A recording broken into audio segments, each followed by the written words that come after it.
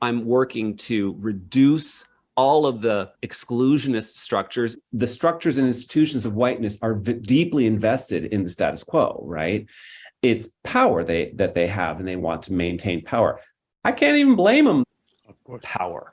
And the people who have power, the most of it right now, are in fact white cisgender men. People who have power want to keep it. I understand why that is. The people who actually make policies for music institutions are at least 90% white. The deans, the directors, the chairs of departments, and then just the senior tenured faculty. 94% of tenured faculty, which is to say faculty with power at our music institutions and conservatories, are white. They have all been involved, as such senior faculty always are, in formulating the music curricula at their respective institutions and setting the policies by which music majors, undergraduate and graduate, must abide. 100% of the missions of the schools and departments of music, examinations, the comprehensive guidelines for writing dissertations, the language requirements, the requirements for admission into these programs, the core music curricula for undergraduates, people who just don't want to give up their power. It's about power, folks.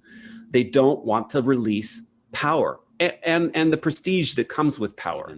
A very significant percentage of people who have power are unwilling to acknowledge. It's important to consider just how much power such senior white male colleagues wield, and how often we are inclined and even expected to excuse their bad behavior. But in terms of power, white people have had power. I'm stating a fact, and I simply would like everybody to acknowledge the fact that white people have had power, and that has played into the way that our own structures and institutions have evolved. I'm speaking for racial and social justice and gender justice, and you're trying to uphold white supremacy without saying so, and that's just kind of insidious, so no thank you. There's all kinds of trickery going on to try to keep the status quo. People who have power want to keep the power. I get that on its, and they realize that the power and prestige is slipping away.